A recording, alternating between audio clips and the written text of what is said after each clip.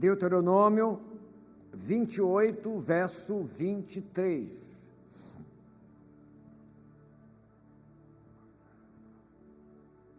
Quem achou, diga amém. Procure aí, no Velho Testamento, na parte dos livros do Pentateuco, e você pode abrir no capítulo 28, verso 23.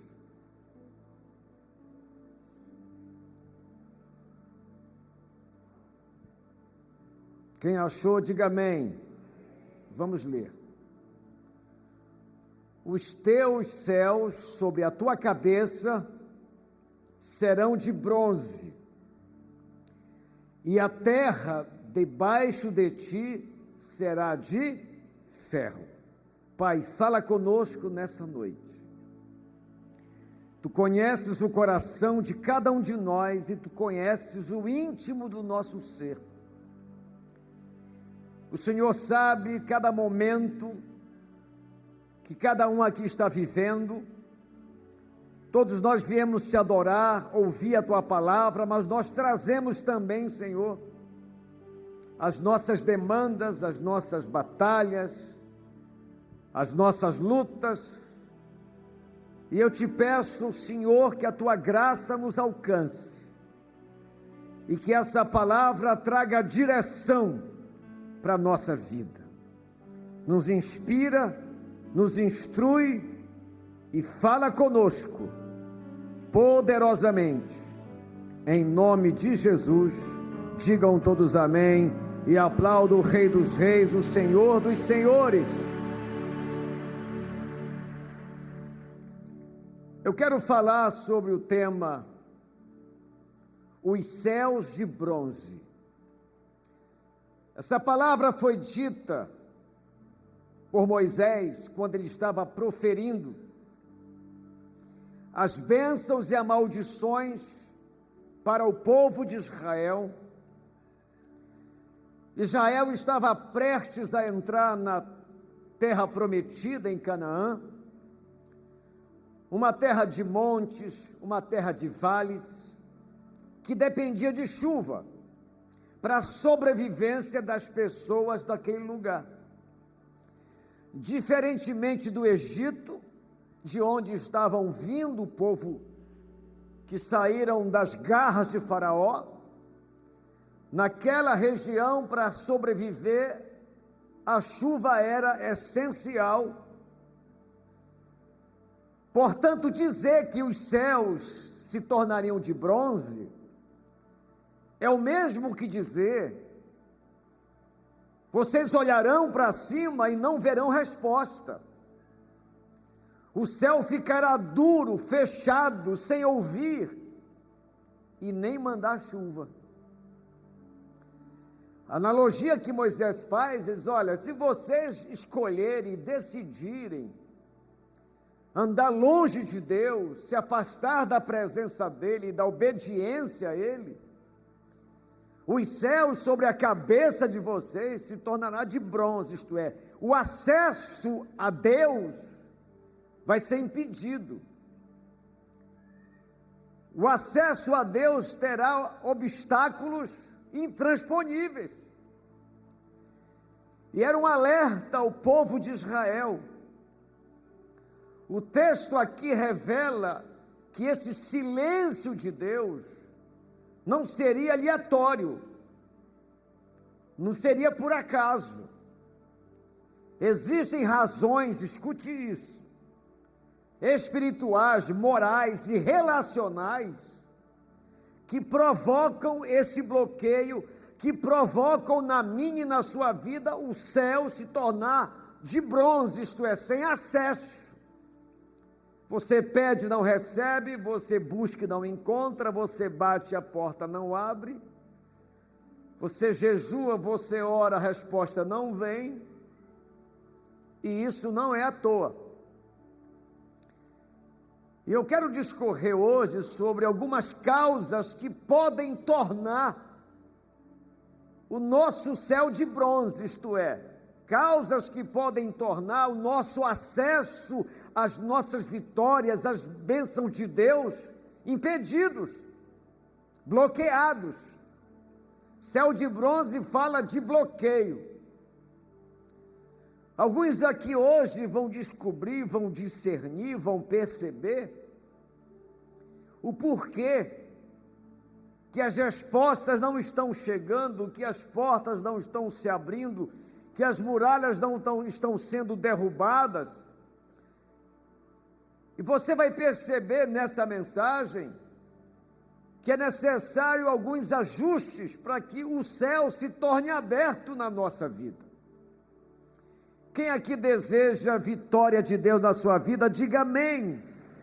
Então vamos analisar algumas razões que a Bíblia nos mostra que tornam o céu de bronze, o céu bloqueado, o acesso a Deus completamente intransponível. E não é por culpa dele. E quais são essas razões que impedem as nossas orações? A primeira, diga comigo, pedimos, diga forte, pedimos para satisfazer o nosso ego. Tiago 4:3 diz: pedis e não recebeis. Por quê? Porque vocês pedem mal. Mas por que eu peço mal? Para esbanjardes em vossos prazeres. O texto aqui denuncia uma realidade espiritual.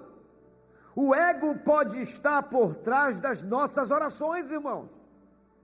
Em vez de buscarmos a vontade de Deus, nós queremos que Deus realize os nossos caprichos. Às vezes nós oramos por promoção, oramos por sucesso, oramos por tantas coisas, mas a nossa motivação está errada. O que nós estamos pedindo não está sendo atendido, porque nós estamos pedindo mal. Há um egoísmo enorme na nossa petição. Há motivações erradas. Por exemplo, tem algumas mulheres aqui, tem umas 15, Deus está revelando, que elas estão doidas para arrumar um emprego, para esfregar na cara do marido, que é mão de vaca, a grana dela. E Deus não abençoa isso. Essa motivação errada. Você quer uma bênção, não é para você glorificar a Deus. Você quer uma bênção para fazer uma coisa errada. A motivação está errada. Mesmo as nossas orações sendo coisas, assuntos espirituais, elas podem estar contaminadas. Existem orações que não são atendidas porque estão contaminadas pelo nosso egoísmo, pela nossa motivação errada. Queremos ser usados por Deus com a motivação errada. Queremos uma promoção com a motivação errada. Nós queremos coisas importantes que são necessárias, mas a motivação não é a glória de Deus, não é glorificar a Deus. É que você não tem percebido que a sua oração está contaminada. O que te move a pedir o que você pede não é para glorificar o Senhor, não é para exaltá-lo, não é para testemunhar do poder dele. Existem pessoas aqui que já receberam bênçãos, mas nunca escreveram para testemunhar o milagre de Deus, não glorificam a Deus com as bênçãos. E isso fecha o céu na nossa vida, o céu se torna de bronze. O que temos que fazer é reavaliar os nossos pedidos, para vermos se realmente estamos pedindo aquilo para a glória de Deus, para exaltar o seu nome, para testemunhar do seu milagre. Se o que nós estamos pedindo, Deus continuará sendo o primeiro lugar na nossa vida. Depois vou tratar mais sobre isso. Diga comigo essa frase: o que Deus não aprova, o céu não respalda. O céu não apoia. Se o que nós estamos pedindo não há aprovação de Deus, não espere o respaldo de Deus, o apoio de Deus. O que eu vou contar aqui parece que é conversa fiada, até brincadeira, mas eu ouvi isso. E eu já disse esse testemunho aqui. Eu era pastor lá na Pedreira, na nossa igreja lá, Quadrangular Sede, e uma moça me procurou. Disse, pastor, eu queria fazer um pedido para o senhor. Disse, pô, não, ore por mim. E eu sempre procuro saber, mas você quer que eu ore o quê? Sabe o que é, pastor? Estou namorando com um rapaz aí, eu queria que ele largasse a mulher dele. Não, você acredita nisso? Que o nível de... Não sei nem o que é que eu falo. O nível de falta do conhecimento de Deus é tão grande, isso acontece muito quando a nossa relação é religião. Religião, dependendo dela, a gente é capaz de fazer coisas absurdas por causa da religião. Mas quando o relacionamento é com Deus, a gente não faz essa loucura. E aí ela disse para mim. Aí eu aconselhei aquela moça, eu jamais vou orar por isso. Deus não aprova isso. E o céu não vai respaldar esse pedido.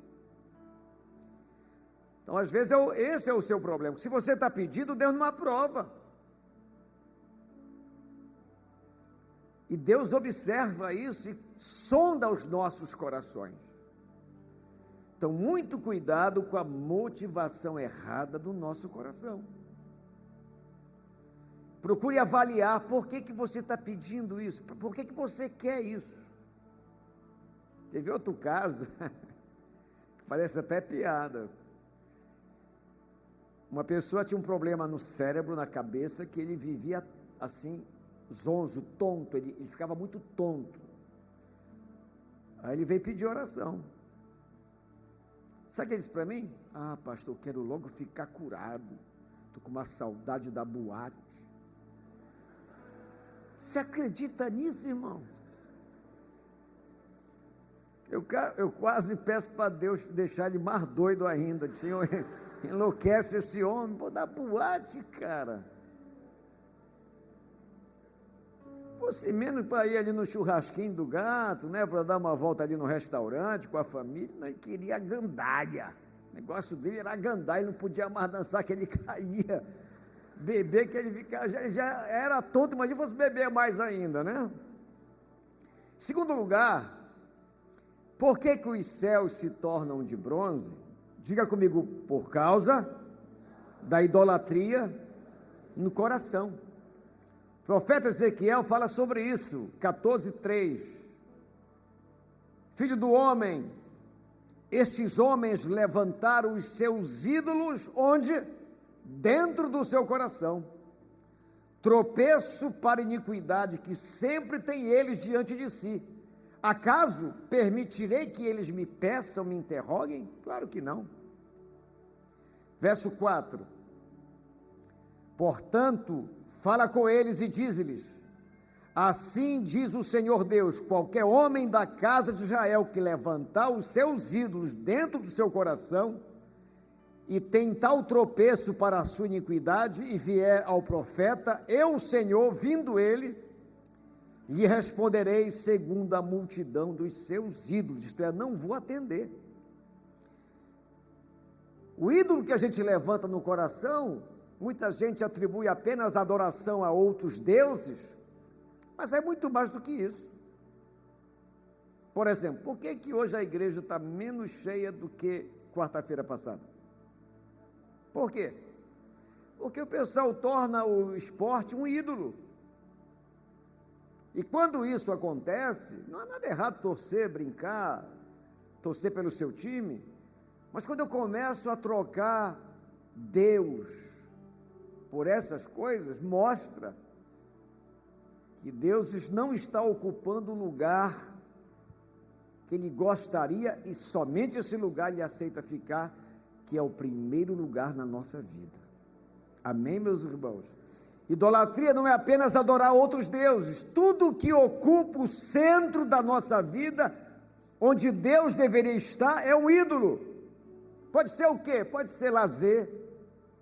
Tem pessoas que se desviaram porque tornar o lazer, que é uma bênção, um ídolo. Só querem lazer, sexta lazer, sábado lazer, domingo lazer, quarta lazer, não tem tempo para Deus, e se tornou um ídolo. Às vezes é um namorado, é uma namorada. Antes de arrumar o namorado, não faltava na igreja, arrumou o namorado, agora ele é o ídolo da... Olha, eu já vi umas bobagens em relação a isso, me permitam esse parênteses, que eu vi uma moça lá no escritório dizendo que ia se matar. Mas por que você vai se matar? Porque o meu namorado me deixou. Isso é um ídolo. Deixa eu te falar uma coisa. Quem aqui está namorando, diga amém. Que? Vai mentir na casa do Senhor? Quem aqui está namorando, diga amém. Pois é, o seu namoro não é a sua vida, é parte. É parte da sua vida. Tem muita gente que faz do namoro um ídolo, e é capaz de tudo por aquele namorado e por aquela namorada. Sou capaz de tudo por esse homem, vai te lascar. Porque se tornou um ídolo da sua vida. Namoro é parte. Você nem sabe se vai ser o seu marido ou a sua esposa. Por que você está transformando esse rapaz, essa moça, num ídolo, ao ponto de você passar mal? Tem gente que passa mal quando começa a namorar. É tão possessivo, é tão possessiva que passa mal. Já chegastes? Aí ela responde, não, estou no ônibus. 5 minutos depois, já descestes? Estou descendo agora. Já entrastes em casa? Pelo amor de Deus, se você tem um cara assim na sua vida, eis que te digo, manda embora, que isso não é namoro, isso é pedra de tropeço, isso é perturbação da sua vida, isso é pior que um encosto, é um negócio horroroso. Te namora para ser feliz, namora para curtir o namoro, para se alegrar. Olha, e outra coisa, deixa eu te falar uma coisa. Se você monitorar, você nunca vai saber quem é essa pessoa. Deixa solto para ver se presta. Porque você não casou ainda. Deixa solto. Para que esse monitoramento com essa doença de ciúme. E outra coisa, o homem ciumento e a mulher ciumenta vai para 1,99. Perde o valor.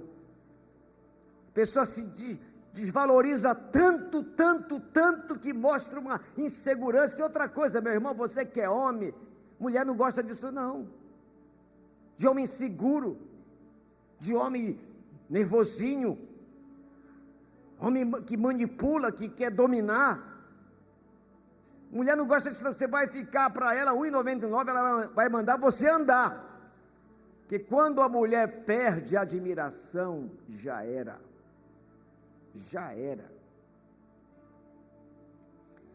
Mas pode ser outras coisas, o trabalho. Tem gente que faz do seu trabalho um ídolo. Como assim, pastor? Como é que eu posso tornar o meu trabalho um ídolo? É quando você quer trabalhar até de noite, na sua casa, quando você vai se recolher com a sua mulher. Você está tão fascinado com o seu trabalho que você não tem tempo mais nem para a sua esposa, nem para o seu marido. Então você pode colocar coisas no seu coração, joga Deus para trás, joga a família para trás e joga a saúde para trás. Tem gente que é tão idolatra tanto o trabalho que não consegue nem comer,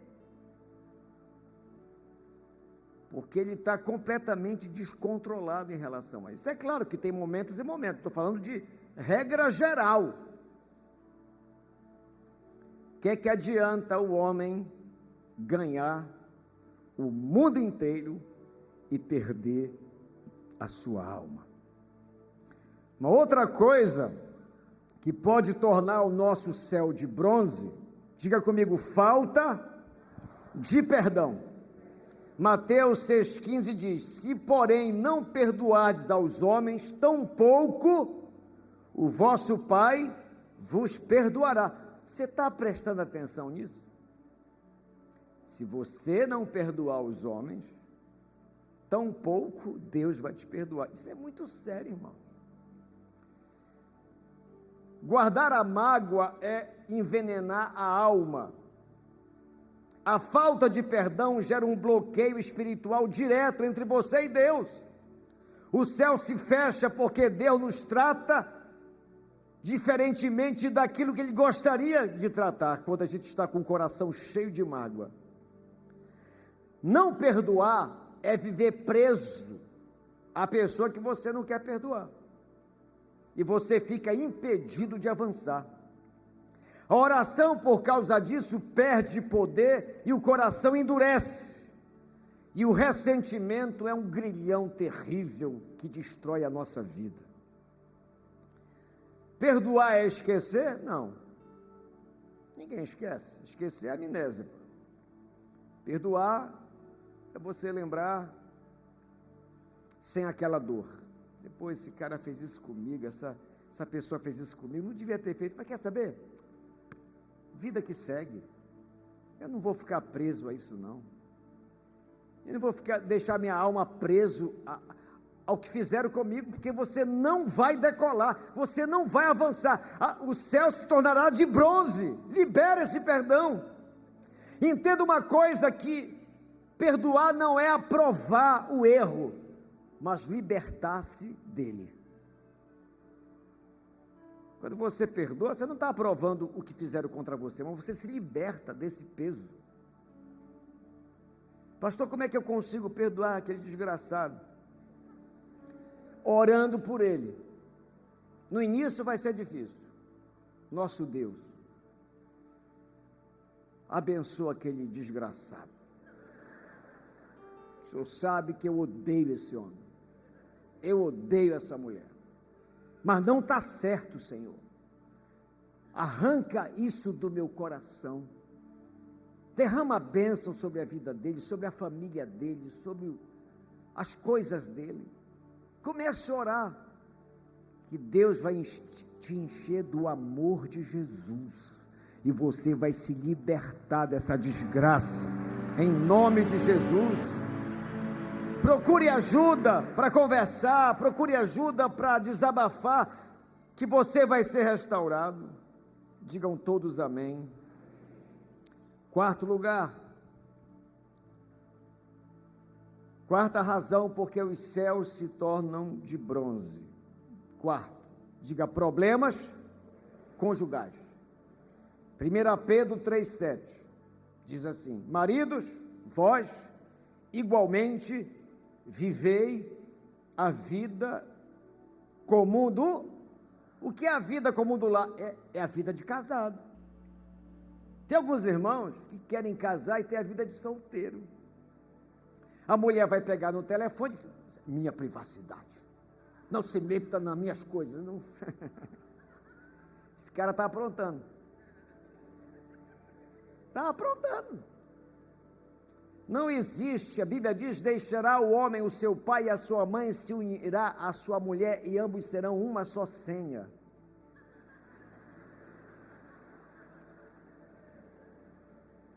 Não existe esse papo de esconder o celular. Não existe esse papo de senha, telefone, de que pode ter senha, mas diga a senha para sua mulher. E outra coisa, minha querida, seja bisbilhoteira, porque as piriguetes não são fáceis. Elas atacam mesmo, atacam.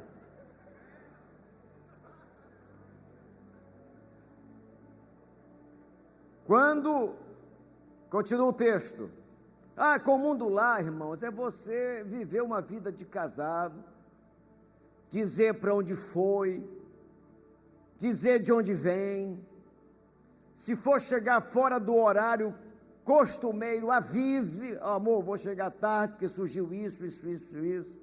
Ok, amor, beleza, dá satisfação. Mas eu não gosto de dar satisfação. Por favor, não case, não vá perturbar a vida de ninguém, fique só, morra só.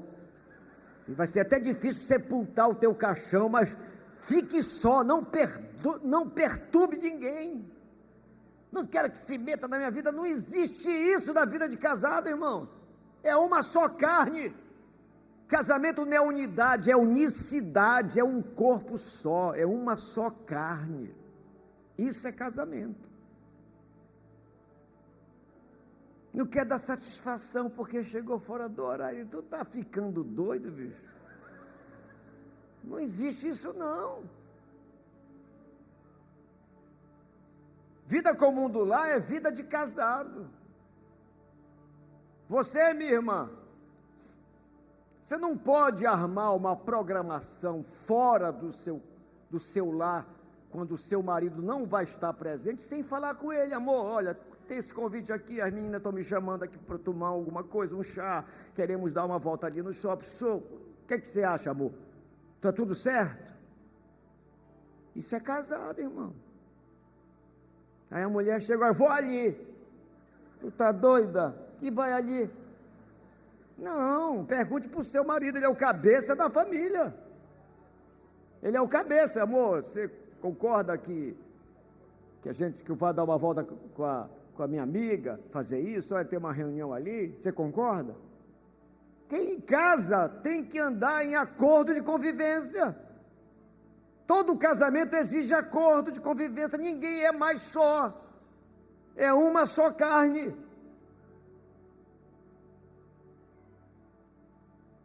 Ah, eu quero ver o jogo, beleza, amanhã é filme. Entra num acordo.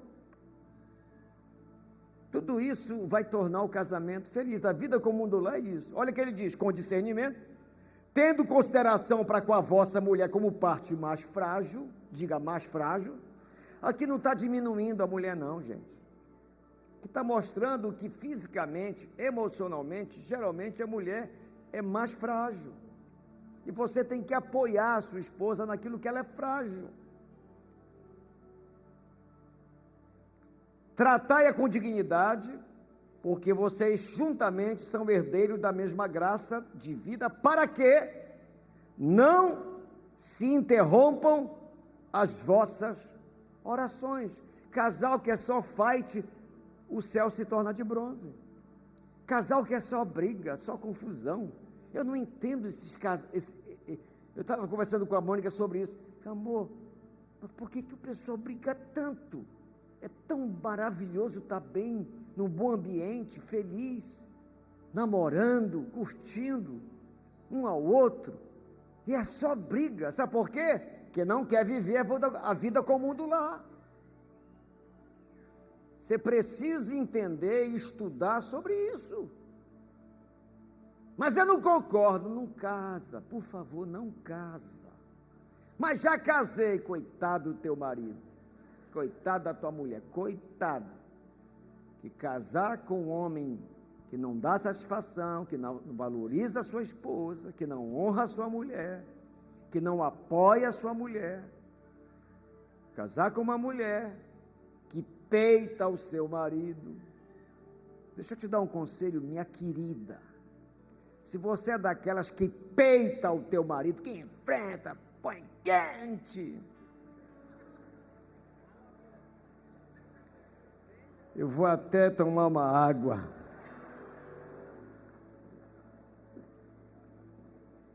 Você está desrespeitando o seu marido. O que é que a mulher não suporta? Olha, ela suporta o cara sem dinheiro, se ela ama, ela suporta. Ela suporta o cara fedorento, ela suporta. Ela suporta o cara com mau hálito, ela suporta. Ela não gosta, mas suporta. Mas ela não suporta o marido ausente. Quando eu falo de ausência, não é física, é emocional. Quando ela percebe que ela não está mais na tua. Ela não se sente a tua mulher. Ela não se sente a tua esposa. Você desvaloriza ela. Você não dá carinho, não dá afeto, não abraça, não passeia, não elogia. Meu irmão, tem que elogiar a tua mulher, meu filho. Ela não suporta essa indiferença, ela não suporta esse comportamento. O que é que o homem não suporta? O homem suporta a mulher magra, a mulher gorda, ele suporta uma porção de coisa da mulher, mas se ela for enjoada, meu Jesus. Olha, eu vou lhe dizer uma coisa, você que tem esse problema de ser enjoada, ele pensa todo dia em te largar. Como é que eu me livro desse troço? Como é que eu vou me livrar dessa íngua? Como é que eu vou me livrar desse pote de enjoo? Eu sei que não tem nenhuma aqui, é claro, graças a Deus. Mas olha, mulher enjoada, meu Jesus amado. Aí surgem as confusões, as brigas, o ambiente é insuportável e a Bíblia diz que por causa disso as orações são interrompidas. Deus não atende nesse mau ambiente. O anjo que guarda a tua casa vê tudo isso, ele te derruba para o mestre. Pega, mestre, não dá para passar o dia aí. Não dá. Poxa, eu fui buscar. Cheguei lá, né? Cheguei lá com toda a boa vontade, para pegar as orações e levar o teu trono. Senhor, não tem oração, Senhor. Lá não tem oração, é só confusão. Senhor, não me escala mais para lá. Um lar desajustado, falta respeito, falta carinho, falta um bom ambiente. A maneira como a gente trata o cônjuge afeta diretamente a nossa vida espiritual.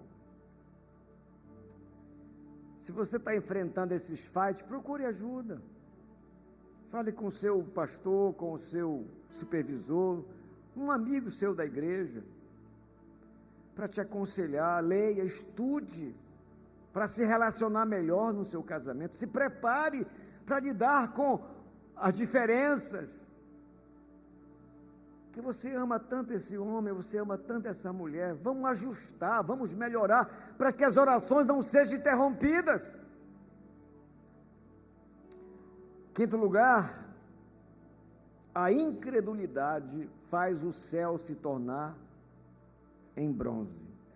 Hebreus 11:6 diz: de fato, sem fé é impossível, diga impossível, agradar a Deus, porque é necessário que aquele que se aproxima de Deus creia que Ele existe e que Ele se torne galardoador, abençoador de todos aqueles que o buscam. Diga amém, aplauda o Senhor bem forte.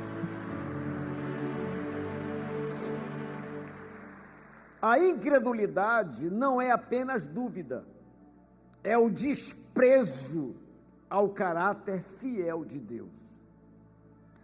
É viver como se Deus fosse incapaz.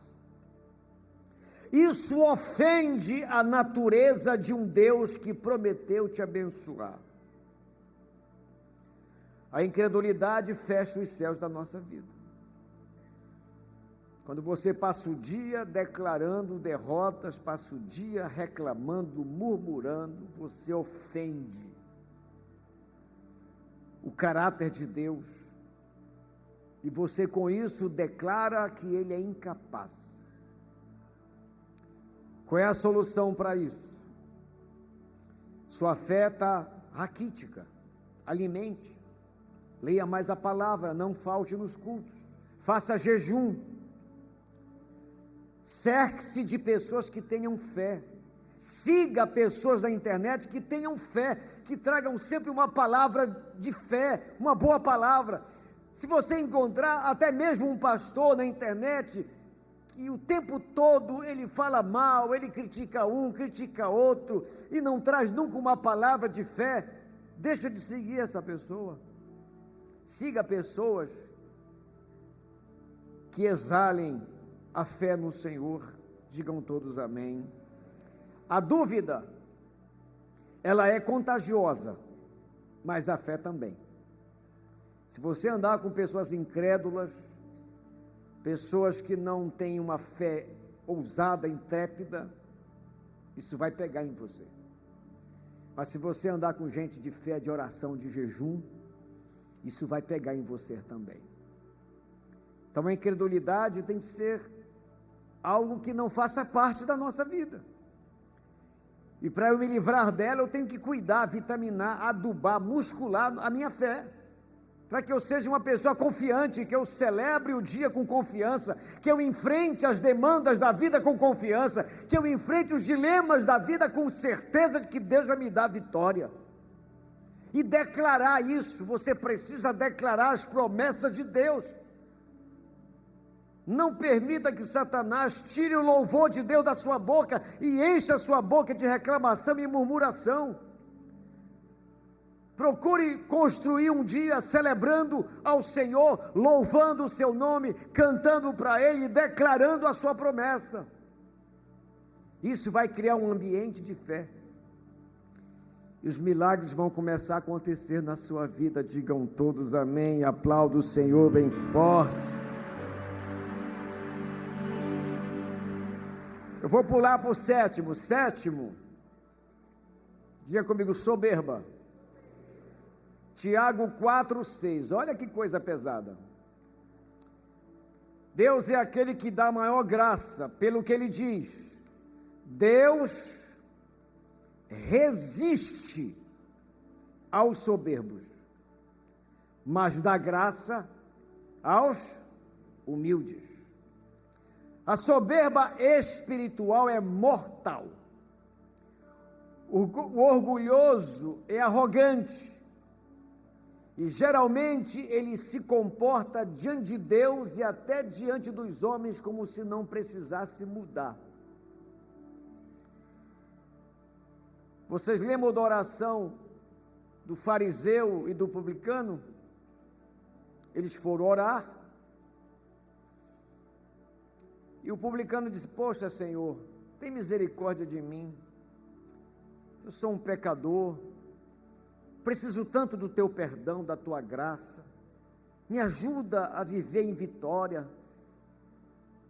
Eu sou tão dependente da tua misericórdia, porque eu sou um homem falho, um homem que tenho limitações. Ele orou assim. O fariseu que estava do lado orou da seguinte maneira: Pai, graças te dou que eu não sou igual a ele. Vocês já leram isso na Bíblia? Não sou igual a ele. Então tem gente que é tão soberba, que mesmo diante de Deus é arrogante, não é capaz de olhar para dentro, de reconhecer suas falhas, de reconhecer sua dificuldade em áreas da vida que todos nós temos. E por isso não trata isso com Deus, não conversa com Deus, não expõe diante de Deus, não abre o coração. Senhor, me ajuda, eu não consigo melhorar nessa área, eu tenho dificuldade com o meu temperamento, com o meu gênio, eu tenho dificuldade nessa área aqui, me ajuda, me transforma, me enche do teu Espírito, me ajuda a vencer tudo isso, eu preciso do teu favor, da tua graça. Quando a gente se comporta assim, as vitórias começam a chegar na nossa vida. Mas quando a gente é arrogante diante de Deus e dos homens, a Bíblia diz que Deus resiste. É uma palavra forte. Deus se opõe contra o soberbo. Já preguei sobre isso aqui, mas tem um episódio na Bíblia que ilustra bem essa verdade. Eu estou encerrando agora. Nabucodonosor, um grande líder da Babilônia, construiu um império poderosíssimo. Era um homem de construção, de projetos enormes. E um dia ele foi no pátio do palácio, olhou para a Babilônia e fez a seguinte explanação: ó grande Babilônia, que eu construí com a força do meu poder. Diz a Bíblia que no mesmo instante, ele adoece, uma doença chamada ficantropia, se eu não me engano. Ele se comporta, se torna como um bicho. Ele vai para a floresta e ali vive muito tempo, como um animal. A soberba dele foi tão grande que Deus não suportou ver aquilo. Outro caso foi de Herodes. Eu já estive nesse lugar lá em Israel, em Cesareia Marítima. Lá tem um teatro, até hoje está lá. E Herodes foi para um grande evento naquele teatro e ele trouxe naquele dia uma vestimenta toda prateada, toda bonita. E ele entrou no teatro e o sol, é na beira do mar Mediterrâneo, lugar belíssimo. O sol bateu na roupa dele e brilhou.